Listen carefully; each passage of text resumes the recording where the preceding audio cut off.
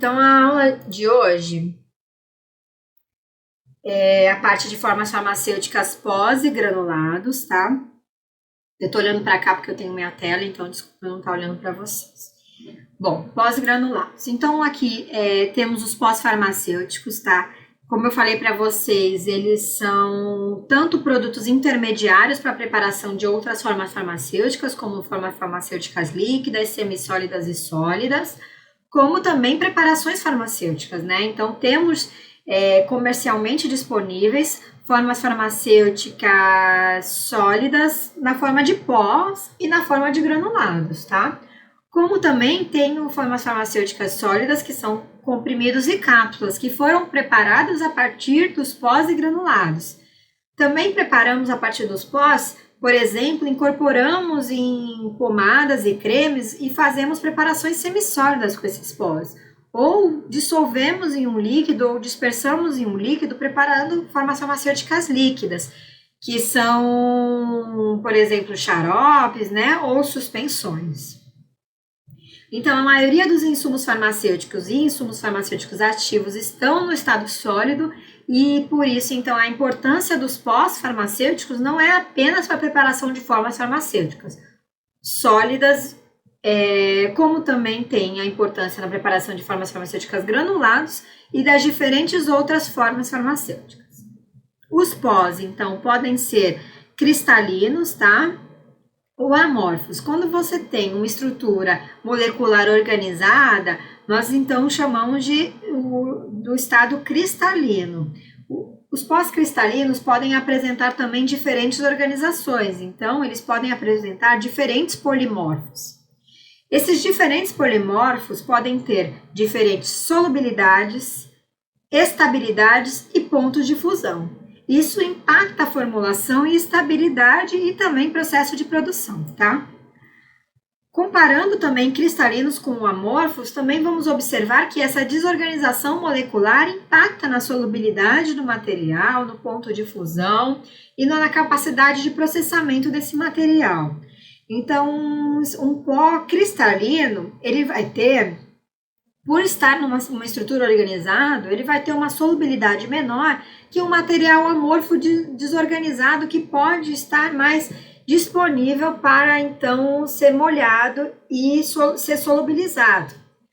Já entre os pós-cristalinos, podemos observar entre os diferentes polimorfos diferentes solubilidades. Dependendo do arranjo molecular, podemos ter grupos polares mais disponíveis para, então, serem molhados, né? E aí conseguir, então, solubilizar esse ponto.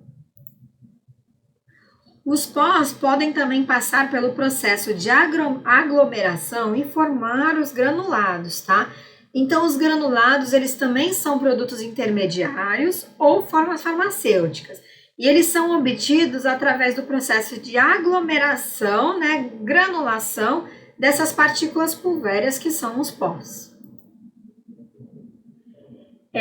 Tanto os pós como os granulados são mais comuns para fármacos de baixa potência. Então, quando eu tenho que preparar, né, uma formulação sólida, que meu fármaco tem baixa potência, ou seja, ele vai ter uma alta dosagem naquela preparação, acaba que ficaria um comprimido muito grande, uma cápsula muito grande. E aí, com isso, fica mais conveniente, então, você preparar um sachê daquele pó. E não, então, um comprimido que a pessoa teria dificuldade na deglutição. Como eu também falei para vocês, os pós e granulados são produtos intermediários na preparação de soluções, suspensões, comprimidos e cápsulas. E na aula de hoje nós vamos entender o porquê muitas vezes não podemos utilizar pós para a preparação de comprimidos e cápsulas. Precisamos utilizar os granulados. Então teremos uma etapa de processamento aqui que traz vantagens para o processo de produção de outras formas farmacêuticas. Ou, inclusive, por que eu não vou fazer simplesmente uma mistura de pós e tem que adicionar uma etapa, fazer granulação para preparar um granulado farmacêutico, uma forma farmacêutica granulada? Por que eu tenho que fazer? É isso que a gente precisa entender na aula de hoje.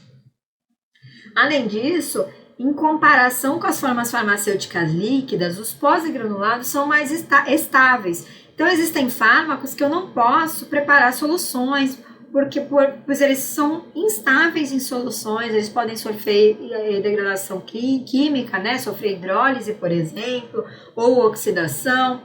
Então, com isso, eu posso dispensar na forma de pó e a pessoa, então, faz uma preparação extemporânea, faz aquela solução para logo administrar. Com isso, aquele fármaco, né, aquele medicamento não fica na forma de solução sendo degradado, né, perdendo a sua estabilidade. Então, aqui eu já estou trazendo algumas vantagens do porquê utilizar esse tipo de preparação farmacêutica. Então, aqui são alguns exemplos de formas farmacêuticas pós, né? Aqui temos o paracetamol, um pó para preparação extemporânea, como vocês podem ver, uma embalagem de sachê, tá? Aqui a gente consegue observar a dosagem, 500 miligramas a cada 5 gramas, então a cada 5 gramas dessa formulação tem 500 miligramas de paracetamol, de fármaco, né? Diferente do sachê, temos aqui o pó a granel, então aqui é uma embalagem de múltiplas doses, o sachê é dose única. Aqui você vai ter então que fazer o fracionamento, né, uma colher, vai ter uma unidade dosadora para então pegar a porção desejada, tá? Então, esse é uma fibra alimentar na forma ali de pó, e aí a pessoa pode jogar no alimento para poder ingerir esse pó, ou então dispersar em água, tá? Temos também pós efervescentes, como antiácidos. Temos pó aerossol, então aqui é um desodorante para os pés, né? Então é tipo um talco, na forma de aerossol. Aerossol é a dispersão de um pó ou de um líquido no ar, tá? Então aqui é um pó aerossol. Na forma aerossol também temos nebulizadores, né?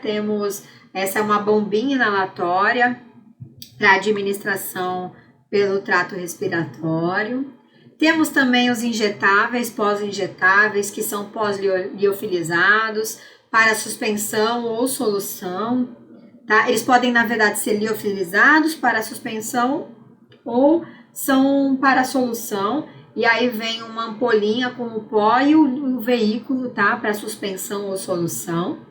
E temos pós para uso tópico, como o talco, né?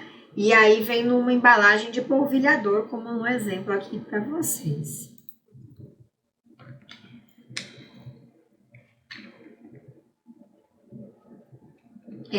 Eu aproveitei para pegar uma aguinha aqui.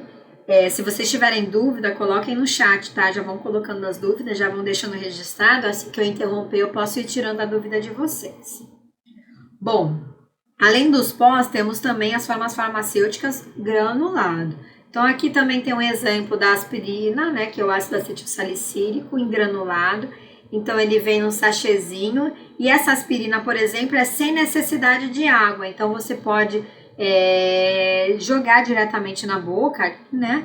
Administrar diretamente na boca. Ou então dispersar em água, solubilizar em água para ingerir. Temos o acetilcisteína também, é um granulado mucolítico, né? Também vem sachê. Estomazil, fazendo propaganda, né, dos granulados. Então aqui outro efervescente na forma de granulado. Então vocês puderam ver que aqui eu dei um exemplo de um antiácido em pó efervescente. E aqui tem um outro exemplo que é um granulado efervescente, mas para o final da aula vamos ver a diferença de por que produzir um granulado efervescente ao invés de um pó efervescente. Então, mais alguns exemplos, né? Então, temos grânulos efervescentes. Também temos grânulos revestidos, então após o processo de granulação podemos também fazer o revestimento desse granulado para ter alguma proteção, por exemplo, no controle da liberação ou uma proteção gastroresistente. Bárbara, vamos deixar para responder essa pergunta, né? O que determina que é melhor deixar o fármaco na forma o medicamento, né, em pó ou granulado, porque isso é um dos grandes objetivos da aula, né? A gente entender, conseguir compreender o porquê que eu vou fazer o processo de granulação. Bom, Então, aqui, detalhando um pouco mais, tá? Eu não vou ficar repetindo muito para vocês, aqueles slides eu compilei, aqui eu deixei mais detalhado, para vocês, quando lerem o PDF, lembrar de algumas informações, né? Então, temos os papéis ou sachês, né, que são dosagens individuais, ou temos a granel, que é frasco único. É importante aqui no a granel que, como é um frasco único e é multidose, a pessoa que vai fazer a dosagem, que vai retirar a quantidade de pó para administração, vocês têm que entender que a variação da dose pode ser muito grande, né? O que é uma colher? A pessoa uma colher de sopa, cada um tem uma colher de sopa diferente. Então, fármacos que têm baixa potência e grande volume, tudo bem. Agora, fármacos muito potentes, que você põe uma dosagem bastante pequena, ele já tem uma grande eficácia, é extremamente complicado, porque qualquer variação na dosagem, você pode sair da região de segurança e ir para a região tóxica, né? Então, sair de uma região de eficácia terapêutica para perder, então, para entrar numa região de efeito adverso. E os pós a granel, eles também podem acompanhar um instrumento de medida. Bom, em relação aos pós para reconstituição, que eu dei o exemplo dos pós para injetáveis, né? Mas os sachês, a gente também pode ser uma formulação para uso oral, para preparar uma solução, uma suspensão, são pós para reconstituição, né? Eles geralmente são utilizados quando o fármaco é instável em solução. E aí, então, eu dispenso esse medicamento na forma de pó e a pessoa, então, faz a preparação extemporânea. E com isso, eu garanto a estabilidade, melhoro a questão da estabilidade do fármaco, tá? Temos exemplos, né, de antibióticos para reconstituição antes do uso. A amoxicilina é um grande exemplo disso, né? Aquela infantil. Então, você preenche o frasquinho ali, faz então a agitação e prepara uma suspensão para administração via oral, ou também você pode ter a reconstituição, né, para administração por via injetável. Os pós para inalação, né, para administração pelo trato respiratório, eles geralmente necessitam de um dispositivo, e aqui a gente tem diferentes tipos de dispositivos inaladores, tá? Então, esses são inaladores de pó seco, com a sigla DPI, né, na forma de discos, turborrail, ou essa bombinha, né, que é um aerossol, um gás propelente. Então, aqui pode ser um pó, ou às vezes vai ser um comprimido ou uma cápsula que vai ser rompida com esse dispositivo, tá?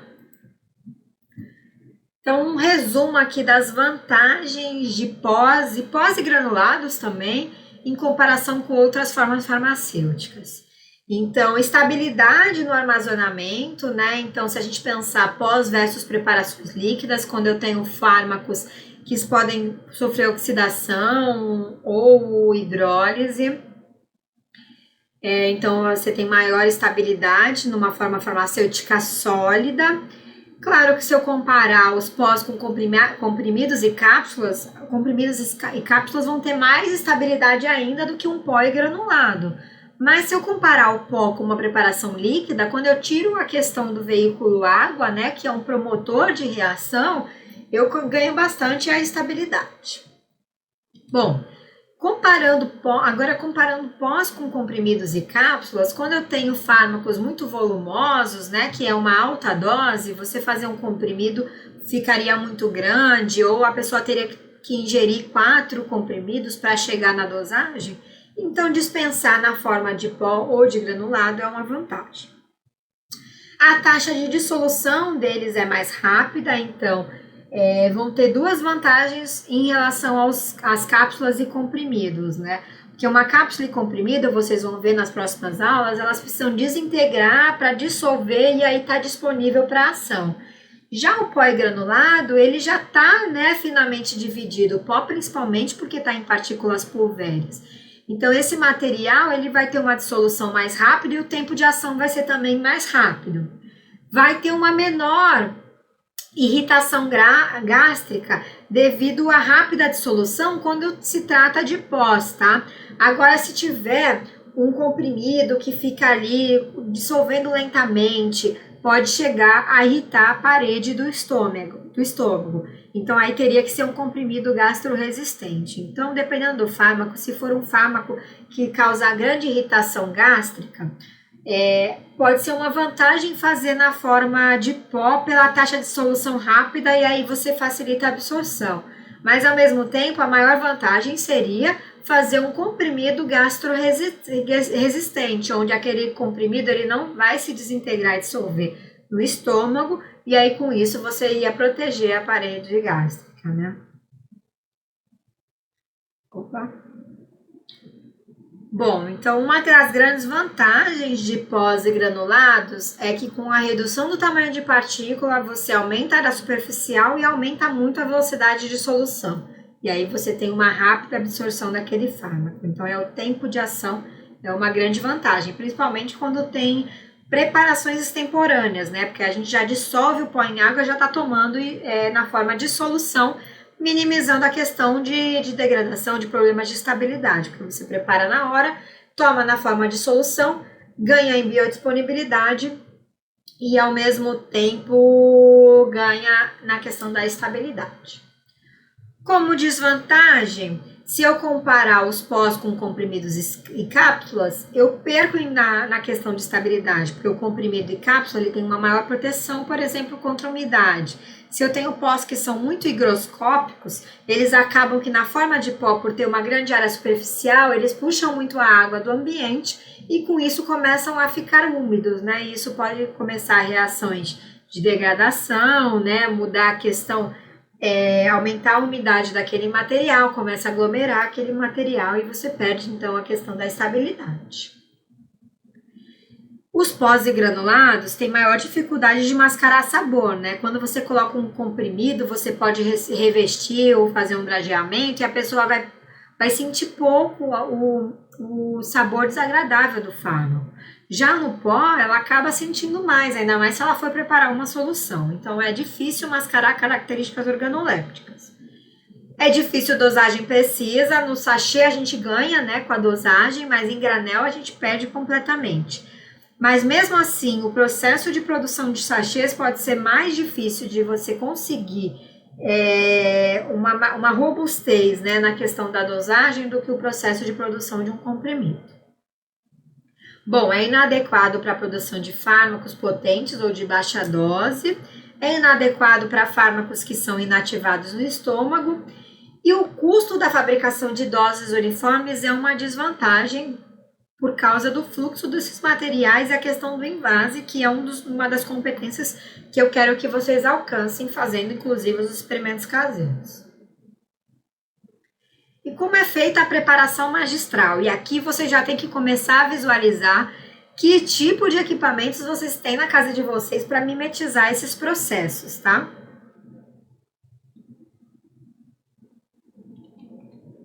Bom, uma das etapas ali principais no processamento dos pós é a etapa de mistura. E para a gente garantir uma boa mistura, a gente também tem que garantir que os pós que constituem aquela mistura tenham propriedades, características semelhantes. Então, se eu tiver um pó com um tamanho muito grande e um pó de tamanho muito pequeno, se eu for realizar a mistura desses dois materiais, eles não vou conseguir alcançar uma mistura homogênea ou uma estabilidade dessa homogeneidade da mistura. Então, eu preciso realizar, como primeira etapa, a trituração desses materiais, a comminuição. Eu preciso garantir que esses materiais tenham uma distribuição de tamanho homogênea. O equipamento utilizado em escala magistral para realização da mistura é o grau e o pistilo, tá? A gente tem grau de porcelana e de vidro. Qual é a diferença da utilização desses graus, né? O grau de porcelana, ele é mais poroso e ele tem gera mais atrito com o teu material, facilitando a trituração. O grau de vidro, a superfície é mais lisa, você diminui a questão da trituração por atrito. Então, você aplica a força, né, com o pistilo no almofariz, no grau, e aí você realiza a trituração desse material. Com o material triturado, você vai ter componentes, né, com tamanhos mais controlados, facilitando então a homogeneização dessa mistura. O movimento de mistura geralmente é um movimento que vai do centro para a periferia do grau. Esse processo de mistura é uma etapa bastante crítica na garantia da homogeneidade das formulações magistrais. Existem algumas farmácias ou algumas técnicas que foram desenvolvidas para tentar aumentar a eficiência de produção, né, a capacidade produtiva da mistura de pós. E aí um dos métodos é o método do saco plástico. Algumas farmácias utilizam, colocam os pós, né, para a realização da mistura num saco plástico e fazem a agitação. Essa técnica é uma técnica alternativa para buscar rapidez e praticidade, mas é importante que você garanta a qualidade da homogeneização. E quando você utiliza um saco plástico para realizar essa mistura, ao invés de utilizar um grau epistilo, você não está fazendo o tratamento que é importante, que é a redução do tamanho de partícula.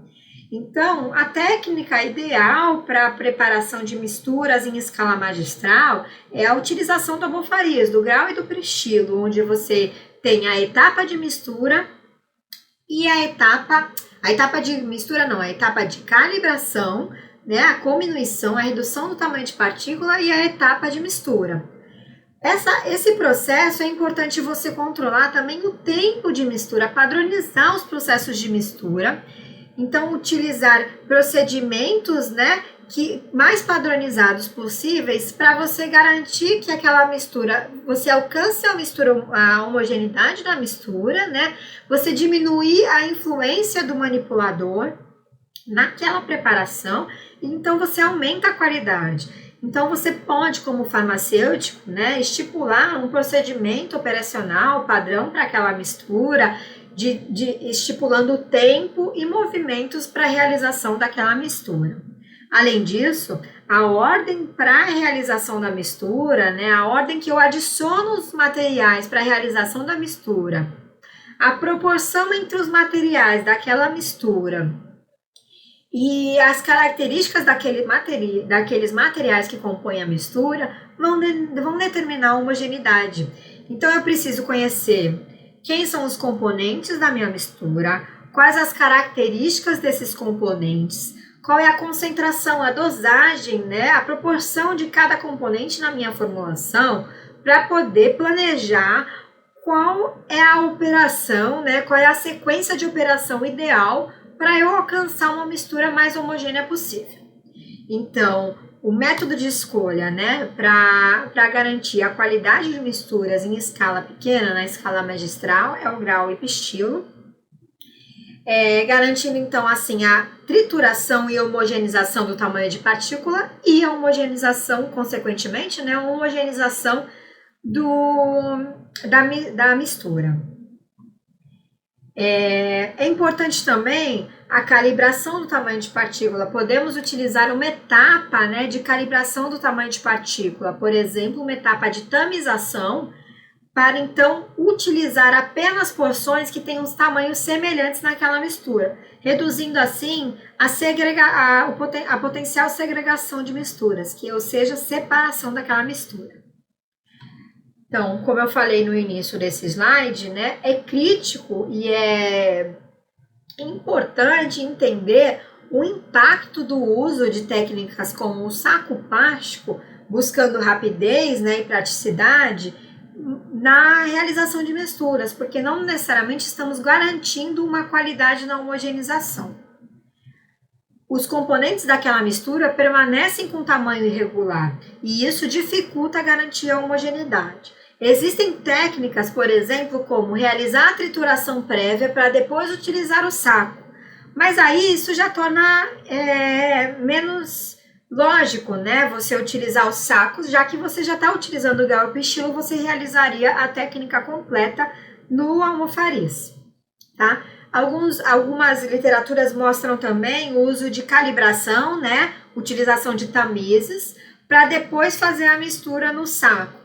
também você aumenta, não alcançaria então uma rapidez e praticidade. Acaba que para alcançar rapidez e praticidade, a utilização do saco como única estratégia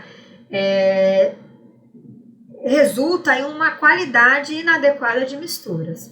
Vocês, como farmacêuticos, é importante ter a consciência, né, do impacto dessa operação na obtenção da mistura homogênea. Bom, quais são os parâmetros críticos para a uniformidade de pós na mistura?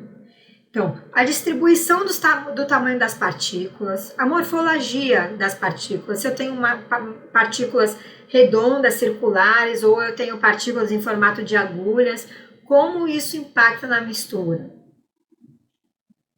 O tempo de mistura, então a minha operação de mistura, qual é o tempo de realização da mistura, qual é a velocidade, qual é a energia aplicada para a realização dessa mistura, quem são os componentes dessa mistura, os adjuvantes, qual é a proporção entre fármacos e recipientes. Então, resumindo, as propriedades físico-químicas, os parâmetros de processo de mistura e os componentes daquela mistura vão impactar na qualidade final dessa mistura. Impactando na qualidade final da mistura, você impacta diretamente na qualidade final do medicamento produzido. Tendo em vista que se você faz uma mistura para depois fracionar em sachê, se meu fármaco não tiver distribuído uniformemente naquela mistura, cada sachê terá uma dosagem diferente. Eu uso muito o exemplo do cereal matinal açucarado nas aulas para vocês conseguirem visualizar a questão da segregação de misturas. O cereal açucarado, ele então é um floco de milho, né, que tem revestido de açúcar, e esse açúcar geralmente ele se desprende ali, né? Esse açúcar, como tem uma porção, um tamanho de partícula muito pequeno, essa partícula do açúcar vai percolando entre as partículas do cereal e o fundo do saco do cereal matinal, dos sucrilhos, por exemplo, o que fica cheio? Ou de açúcar ou de pedaços pequenos dos flocos quebrados. Concordam comigo? Então, vocês têm que pensar o quanto é importante garantirmos uma homogeneidade no tamanho de partícula para garantir a estabilidade da mistura homogênea. Imaginem que esse açúcar é o fármaco misturado com um recipiente, que são os flocos de milho. Se o meu fármaco for separando da mistura, no final da administração daquele medicamento, e esse for uma embalagem, né, de múltiplas dosagens, eu no final vou ter uma alta dosagem do meu fármaco, porque o meu fármaco percolou para o final do saco. E aí no final eu estaria comendo só açúcar, ou seja, só o fármaco, né, nesse paralelo que eu estou fazendo aqui para vocês. Então a segregação de misturas é uma questão bastante crítica na qualidade, né, do medicamento. Bom, então a gente falou de 3 etapas. Falamos da etapa de trituração, né, redução do tamanho de partícula, da possibilidade de calibração com tamizes, né, ou seja, separar por tamanho de partícula e utilizar apenas o tamanho de partícula desejável, e a etapa de mistura. Preparei a minha formulação, essa formulação vai ser envasada numa embalagem, seja ela um granel ou um sachê. O processo de envase, que é a transferência do pó, é muito impactado pelas características de fluxo desse material. Como na imagem ilustra, aqui temos 2 tipos de pós. Um pó extremamente coesivo, onde eu viro o frasco do copo e o pó não cai da embalagem. E um pó com fluxo melhor, onde ao posicionar o copo de forma inclinada, o pó já começa a fluir, tá? E um pó ainda com fluxo maior ainda, que você faz qualquer inclinação naquele copo, ele já começa a fluir. Então, o fluxo do material é uma característica bastante importante para você determinar as características do envase. Quando vocês fizerem a aula de cápsula, vocês vão conseguir fazer um paralelo com essa a avaliação de fluxo, a importância dessa avaliação do fluxo na homogeneidade da dose e na homogeneidade do peso, né, das cápsulas produzidas. O mesmo ocorre para comprimidos. Então, o fluxo é determinante também para a qualidade das preparações farmacêuticas que são realizadas a partir de pós.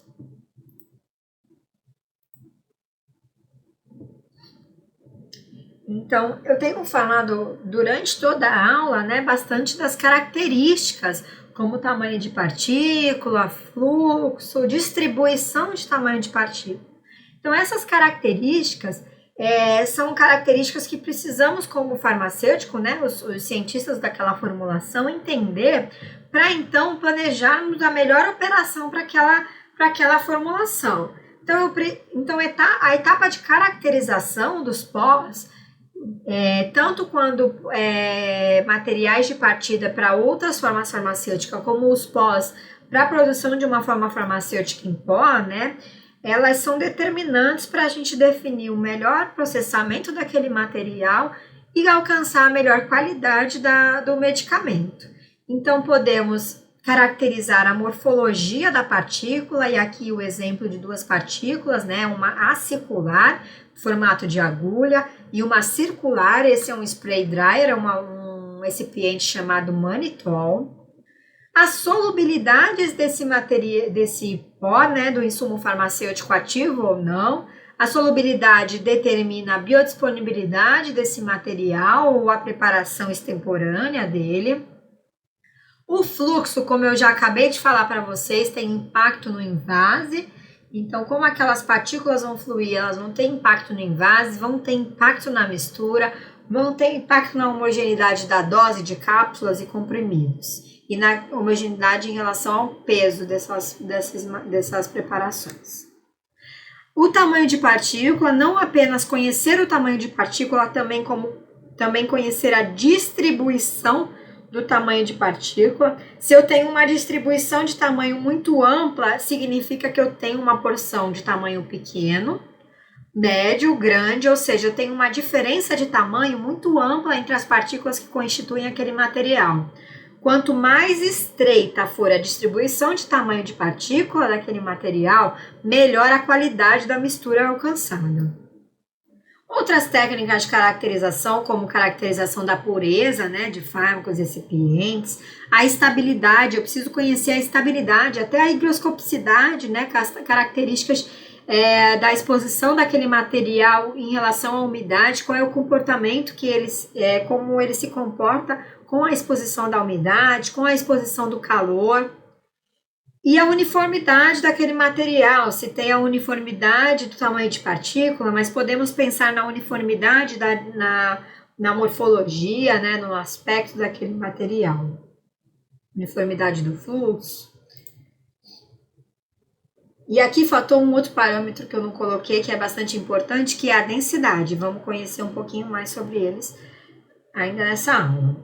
Então, ajustar essas propriedades para alcançar propriedades adequadas para produção, biodisponibilidade e estabilidade daquela formulação é o que o cientista, né, o farmacêutico cientista daquela formulação é capaz de planejar. Então, reduzir o tamanho de partícula, alterar a morfologia da partícula, isso garante que eu melhore as características de produção, de biodisponibilidade e estabilidade. Esse slide era para estar junto com a mistura. Quando eu colocar o PDF para vocês, eu já faço essa correção, tá? Esse slide era junto com a mistura, então a gente, quando falou de trituração, mistura, também a calibração. Aqui eu estou mostrando para vocês os tamizes, né?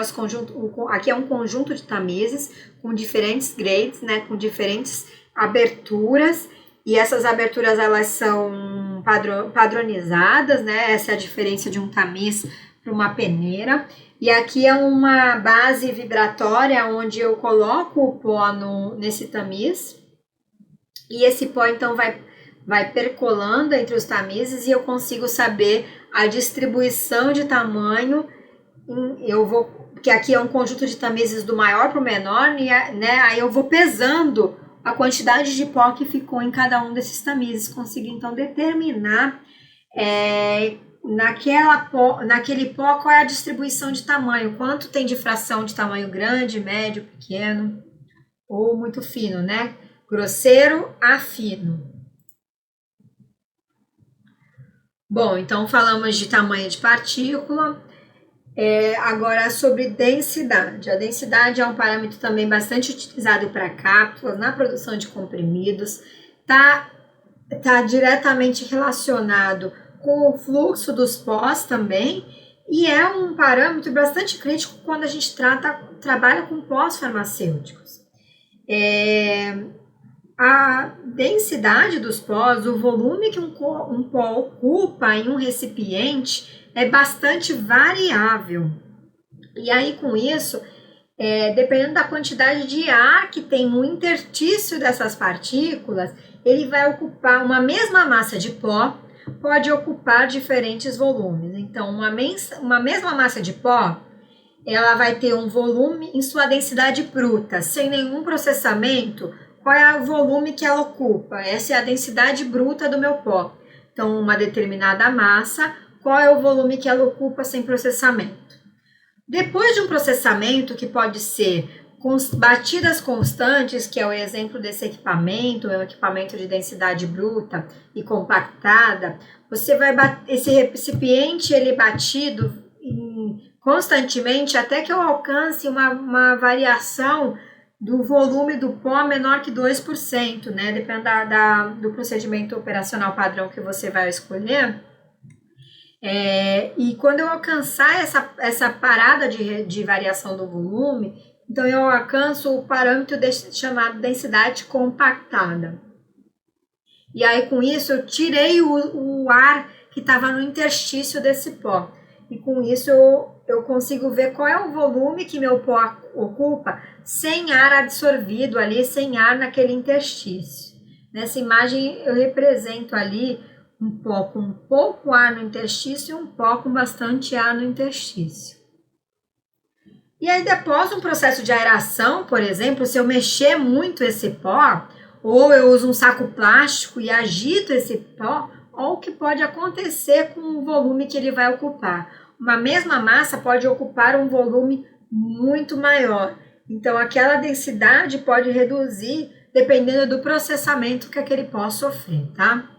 Esse parâmetro de densidade aparente, aqui eu chamo densidade aparente batida e não é a densidade aparente compactada.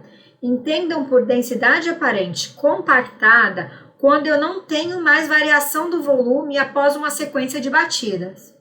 A densidade aparente batida, eu não alcancei esse processo de equilíbrio, esse ponto de equilíbrio.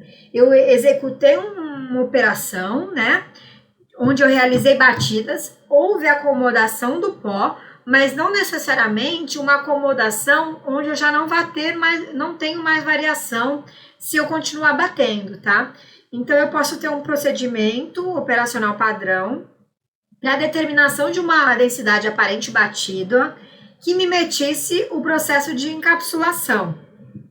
E aí eu vou deixar dei a dica e vou deixar isso para aula de cápsula para vocês compreenderem melhor. Mas a densidade aparente batida é um parâmetro que eu determino para avaliação do volume que meu pó ocupa após uma sequência de batidas, não necessariamente até alcançar a sua estabilidade, que aí seria já a densidade compactada.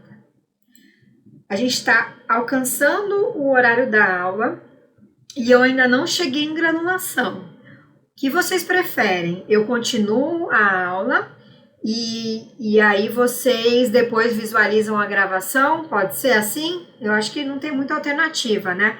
Quem não puder continuar assistindo, saiba que o material então vai ficar disponível depois, ok? Quem puder continuar na sala, fique à vontade. Bom, vou continuar então, tá? Então, após Tudo bem, Beatriz, pode sair, quem precisar sair, vai saindo, tá? Eu vou continuar a aula, mesmo que todo mundo saia, eu vou continuar essa gravação, tá? E aí depois eu vou disponibilizar para vocês. De qualquer forma, no noturno, a gente provavelmente não vai ter esse atraso que a problema no Google Meet ocasionou.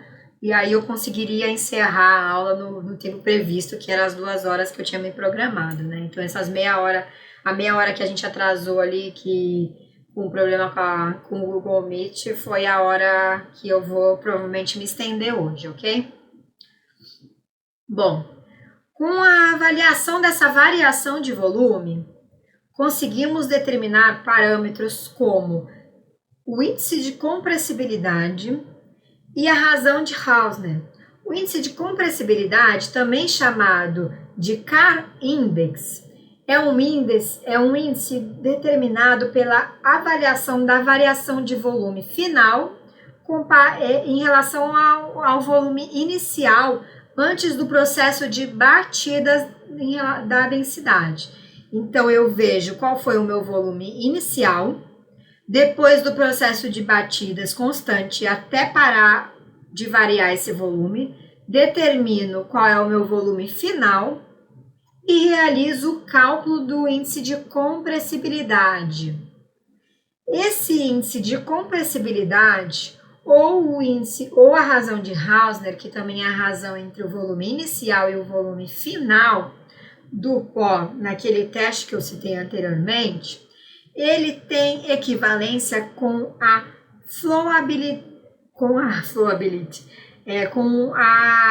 o fluxo desse pó. Então, a capacidade de fluxo do pó pode ser determinado através desses parâmetros: índice de compressibilidade e razão de Hausner.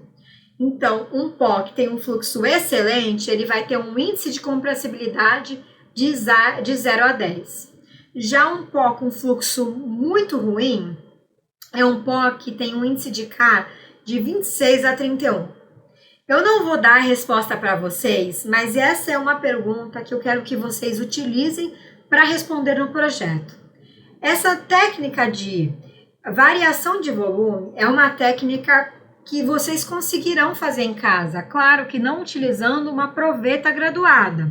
Se vocês tiverem, perfeito. Se vocês tiverem uma proveta plástica graduada, perfeito. Se vocês não tiverem uma proveta plástica graduada, um copo de plástico ou um recipiente o mais longo possível, se vocês pegarem uma régua e graduarem esse copo, vocês colocam uma quantidade de pó até alcançar um volume fixo inicial, porque vocês não vão ter uma balança. Caso vocês não tenham uma balança, né, para fixar a massa, vocês fixem um volume inicial. Depois vocês estabeleçam um procedimento para batidas desse copo, até parar de variar o volume desse material. E aí vocês vão alcançar uma variação de volume desse pó. Com essa variação de volume, vocês conseguem calcular esses índices. E então, classificar esses pós em relação ao fluxo. Quanto menor o índice de Carr, melhor é o fluxo. Quanto menor o índice de Hausner, também melhor é o fluxo.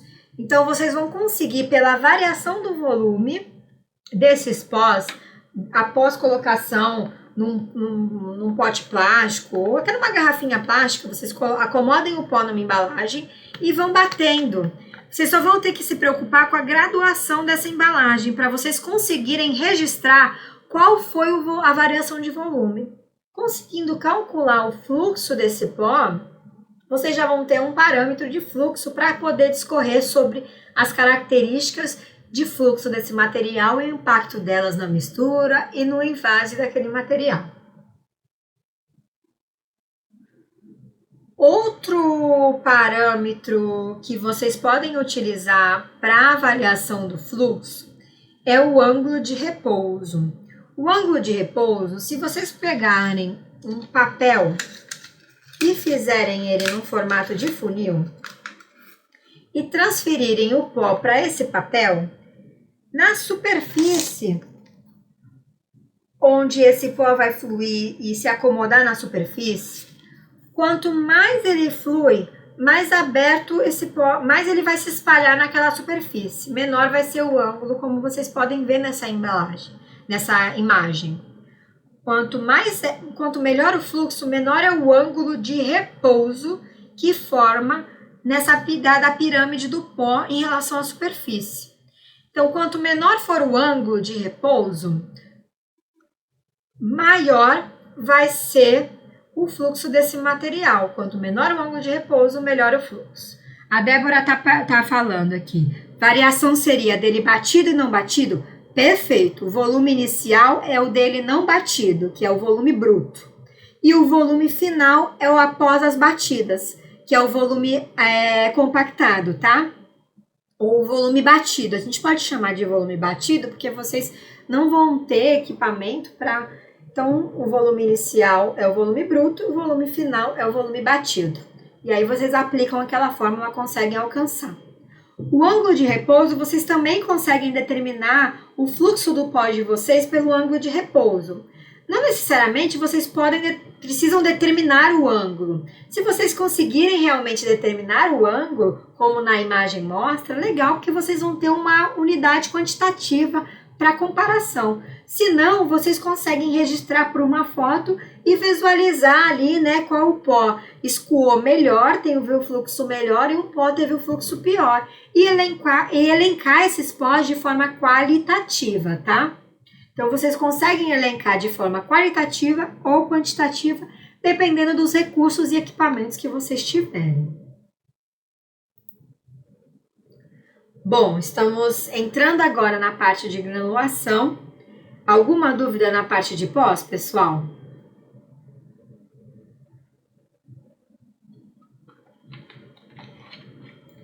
Sem dúvidas na parte de pós? Deixa eu só aumentar o ventilador aqui do quarto, só um minuto.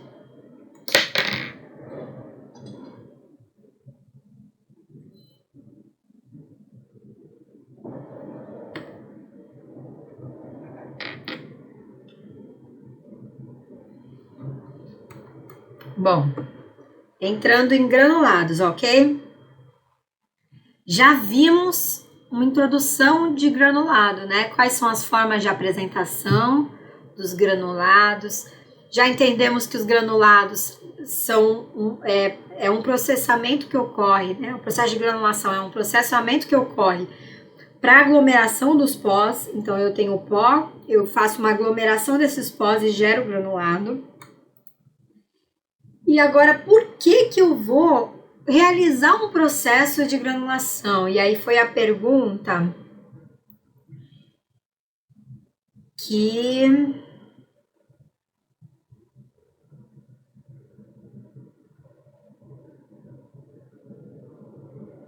Aí, desculpa, pessoal.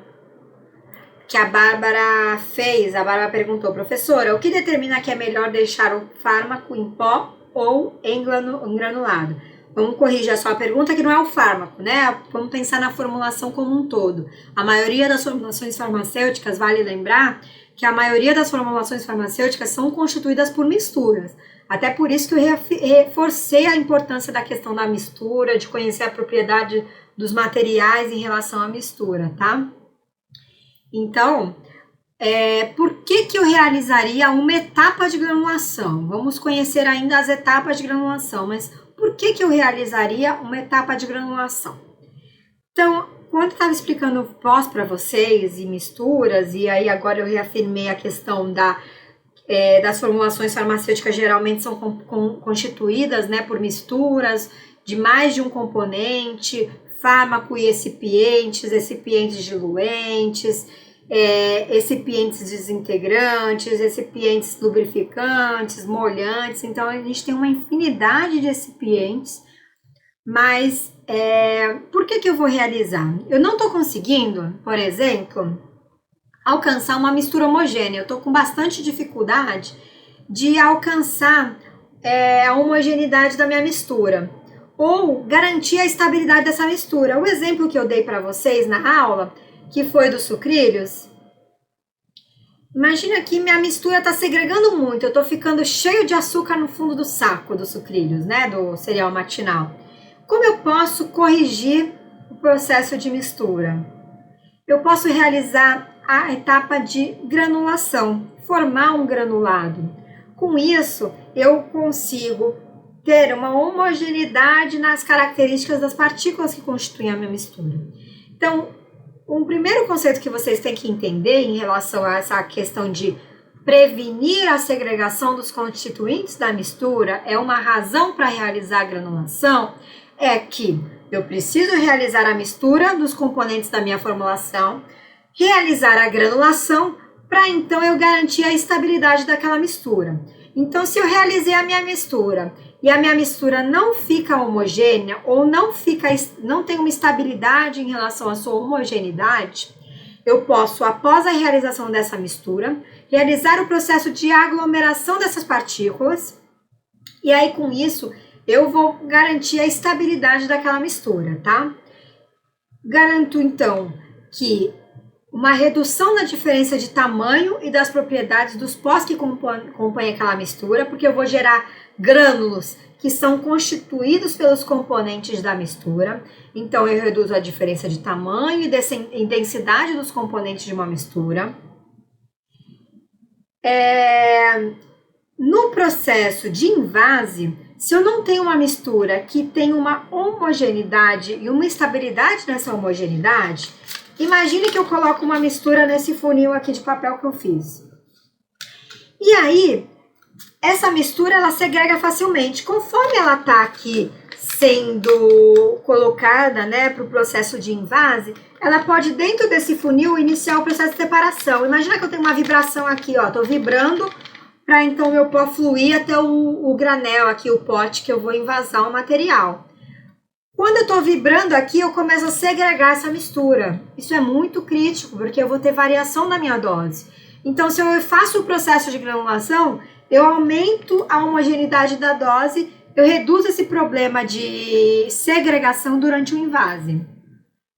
E garanto assim, então, a uniformidade da dose. Então, a granulação é um recurso para garantirmos, então, uma mistura homogênea. Então, fazendo um paralelo com o projeto que vocês vão executar, quando vocês forem produzir um achocolatado, açúcar e chocolate. Imagina que vocês não têm equipamento suficiente para reduzir o tamanho de partícula do açúcar a ponto de ficar semelhante ao chocolate em pó ou ao cacau. Vocês vão observar claramente que o tamanho grande do açúcar vai se separar do chocolate. E aí vocês vão ter uma mistura que não vai ficar homogênea e vai ser visível por causa da coloração. A granulação pode ser um recurso para corrigir essa mistura. Então, se vocês tiverem a oportunidade de preparar o achocolatado, mostrar que essa mistura não ficou homogênea, utilizar um líquido, uma água, que seria o solvente de granulação, e fazer a granulação desse achocolatado, produzindo o granulado em pó, vocês vão garantir a homogeneidade daquele achocolatado, tá? Então, vocês vão fazer um granulado de achocolatado, por exemplo. Estou dando uma sugestão para também vocês começarem a visualizar a execução do projeto, e quanto mais vocês tiverem a visão do que o que é interessante vocês conseguirem de conhecimento, melhor vocês vão executar os experimentos. Outra razão para a granulação: melhorar as propriedades de fluxo da minha mistura. Então, já mostrei para vocês formas de caracterizar o fluxo. Então, se eu tenho um pós com fluxo muito ruim, um pó com um fluxo muito coeso ou um fluxo muito ruim, Débora, a gente vai ainda chegar na granulação. Como realizar a granulação? É o item a seguir das razões para granulação. Estou explicando por que granular e a gente vai falar então como granular, tá? Então, como eu melhoro o fluxo da minha mistura? Pós coesivos que não fluem bem são críticos para o invase. Então, voltando, além de segregar no meu funil, pode ser que fique parado no funil, não flui, não desce para o invase. E não só para o invase, um pó que não flui bem, até quando eu for fazer a mistura no grau e pistilo, por exemplo, eu não consigo misturar de forma adequada. Vai ter regiões que aquele pó vai ficar coeso, vai ficar grudado, vai ficar aderido na superfície. Pós coesos têm bastante aderência na superfície dos equipamentos, então são pós difíceis de produção. E a gente está focando em produção em pequena escala. Chegar em tecnologia industrial farmacêutica e pensar na produção em grande escala de pós-coesos é extremamente crítico. Por isso que a maioria dos processos industriais envolvem a etapa de granulação para a produção de formas farmacêuticas sólidas, tá? Porque é muito difícil você trabalhar com pós que não fluem bem e em processos em grande escala, tá? Em pequena escala, às vezes você consegue corrigir, porque você tem um maior controle ali, né, da manipulação em pequena escala. Em grande escala, se você tem um funil gigantesco para fluir aquele pó para o envase, você pode ficar com um processo completamente impossibilitado se o pó for um pó coeso. Então, realizar a granulação permite melhorar as propriedades de fluxo do meu pó. Mais uma importância do porquê, às vezes, vocês conseguirem, dentro do projeto, fazer um granulado do achocolatado, por exemplo, para vocês conseguirem visualizar o quanto melhora. Se vocês não conseguirem fazer a granulação no projeto, é só vocês pegarem o café solúvel, aquele café que é granulado. O café solúvel granulado compara com o café em pó e vocês já vão ver o quanto diferente é. Ou se a gente ficar no exemplo do achocolatado, né, comparem o ovo maltine com o Toddy e comparem o ovo maltine com o Toddy com o Nescau, que vocês vão ver o quanto diferente é o fluxo desses materiais. Mesma formulação ali, né, achocolatado, claro que não posso falar que são os mesmos componentes, mas o chocolate em pó do Nescau, do Toddy ou do ovo maltine apresentam propriedades de fluxo completamente diferentes. E para quem está acostumado a Nescau, Toddy, vai saber que também a solubilidade é muito diferente desses achocolatados. Então isso vocês já conseguem fazer um paralelo excelente com a questão das formas farmacêuticas. Bom, então, outra razão da granulação é melhorar o fluxo. Melhorando o fluxo, eu aumento a robustez do meu processo, eu diminuo a variação das condições de uniformidade de dose, uniformidade de mistura, uniformidade de peso pelo impacto do fluxo ruim de pós. Então, eu melhoro o fluxo dos pós.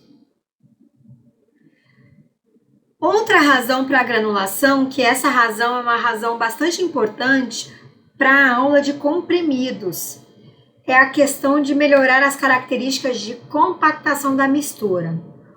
Alguns pós são de difícil compactação.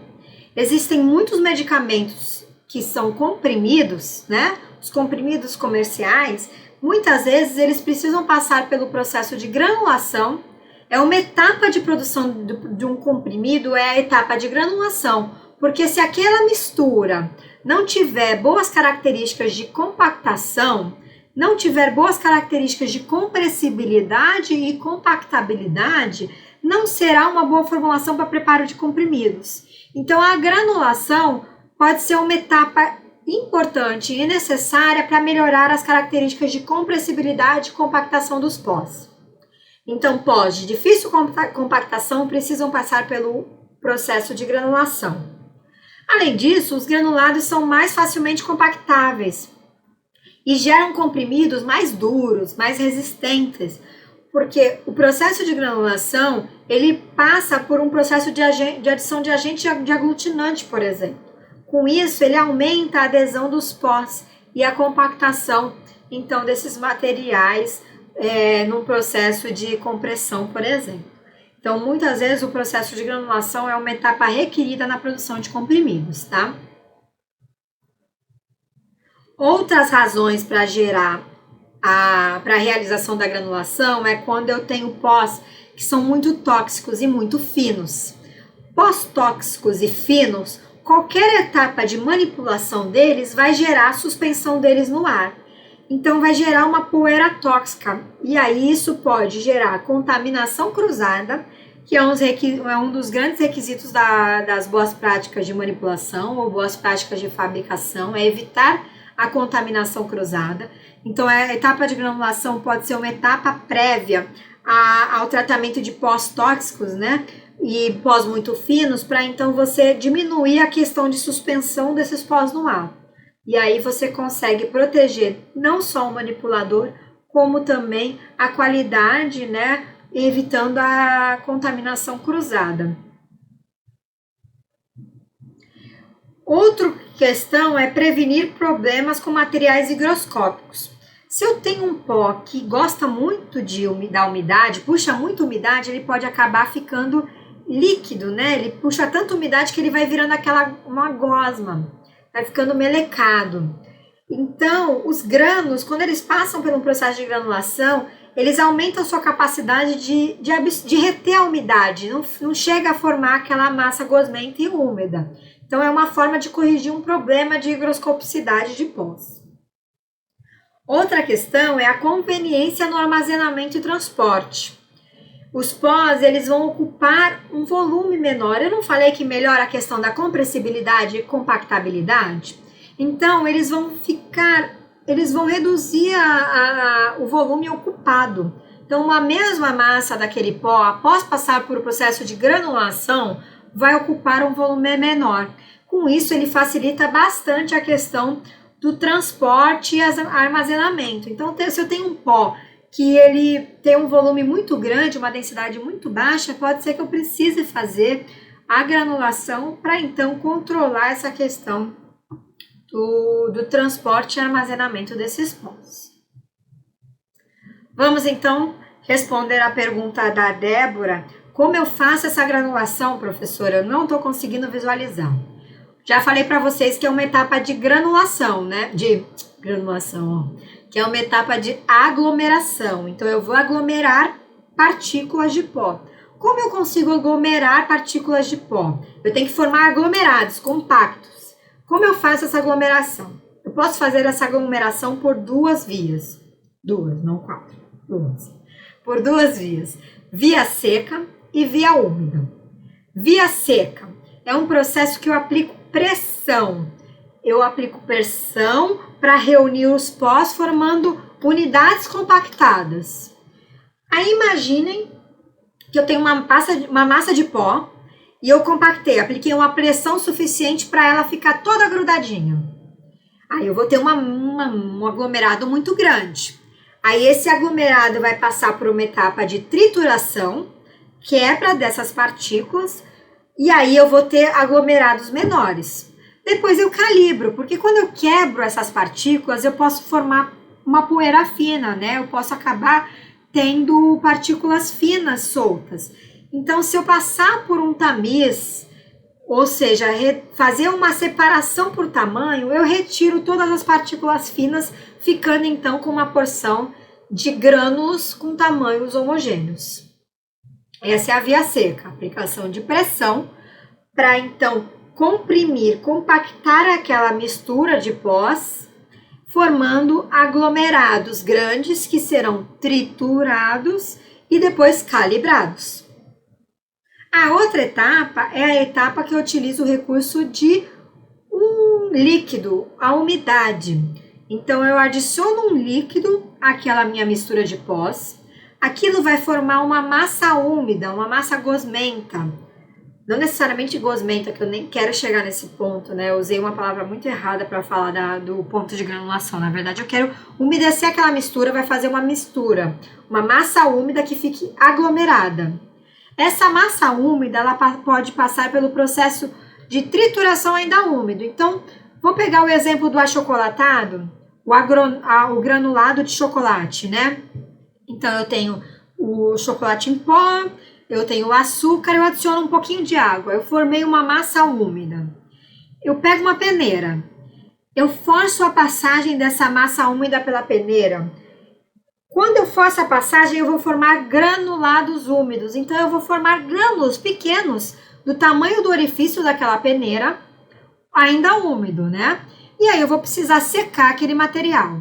Então, a granulação via úmida tem uma etapa de adição do líquido de granulação, que é o líquido que vai umedecer aquela massa.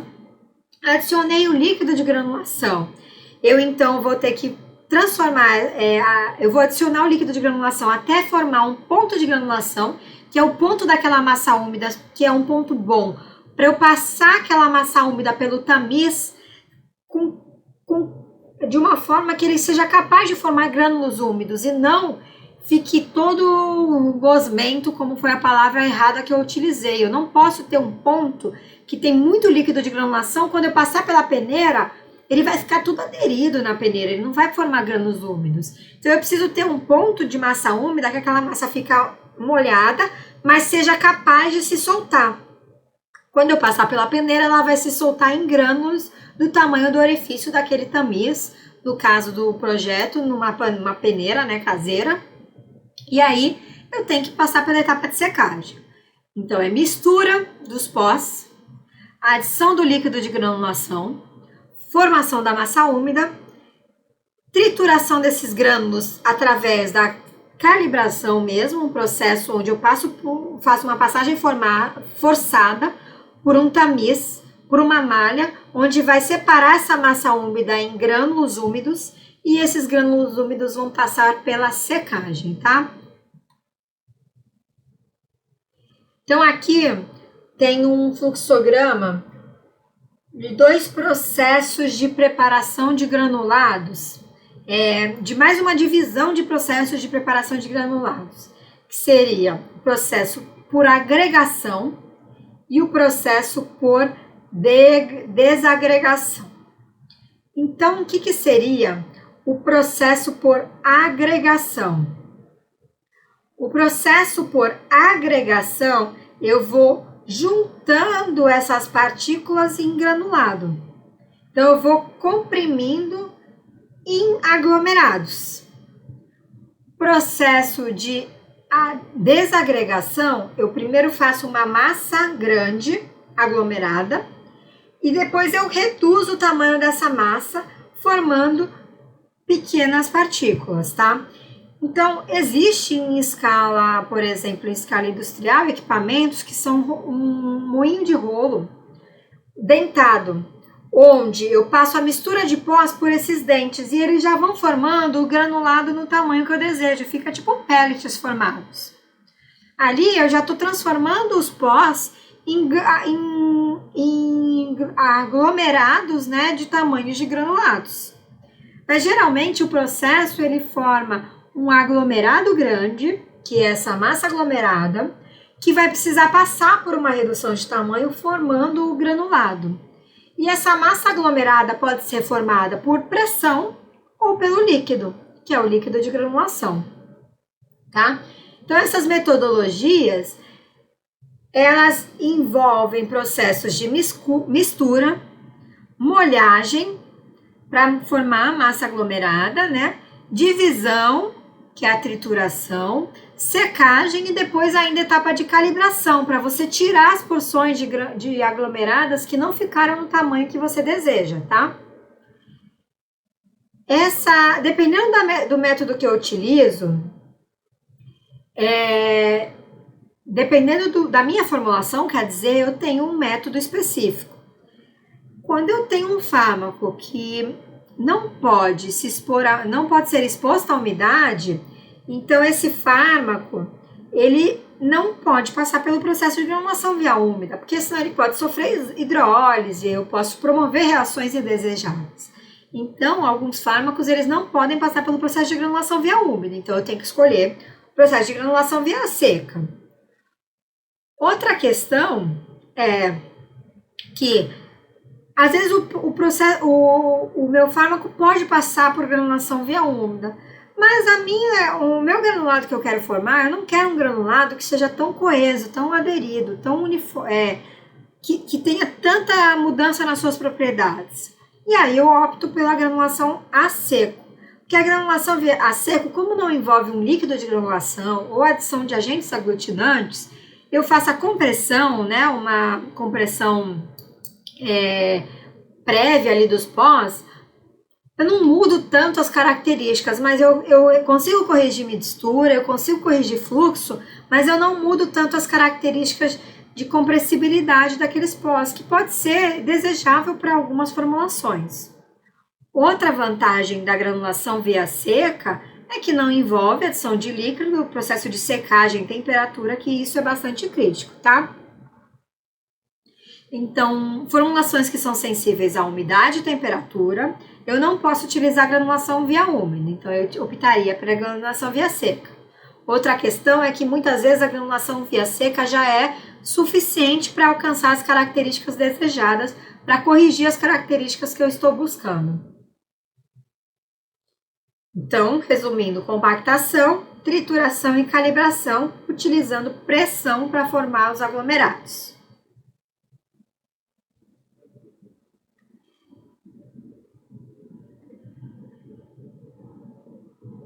Aqui eu já falei. Agora, quando eu preciso realmente melhorar as características de compactabilidade no meu pó, eu quero fazer essa minha mistura tem baixas características para preparação de um comprimido, ou eu preciso realmente melhorar o fluxo daquele pó, o método de granulação via úmida pode ser o método de escolha. Então, ele utiliza um líquido de granulação, como eu falei para vocês. Esse líquido pode ser água, que é um solvente mais sustentável, né, e mais seguro, porque as alternativas seriam o álcool etílico ou álcool isopropílico. Aí, quando eu utilizo o etanol, né, o álcool, ele já é um líquido inflamável, aí já tem questões de segurança envolvidas. A vantagem de usar etanol é porque eu consigo uma secagem mais rápida dos meus grânulos, então a temperatura que eu vou expor aquele granulado pode ser menor. Ao mesmo tempo, o processo de secagem ele influencia nas características do grânulo, então vai depender muito também das características desejadas daquele material final. Então, se eu for pensar no líquido de escolha, é a água, mas a água precisa de um tempo de secagem maior, então dependendo da formulação e fármaco, eu não posso expor o meu material àquele tempo de secagem, então eu também teria essas alternativas.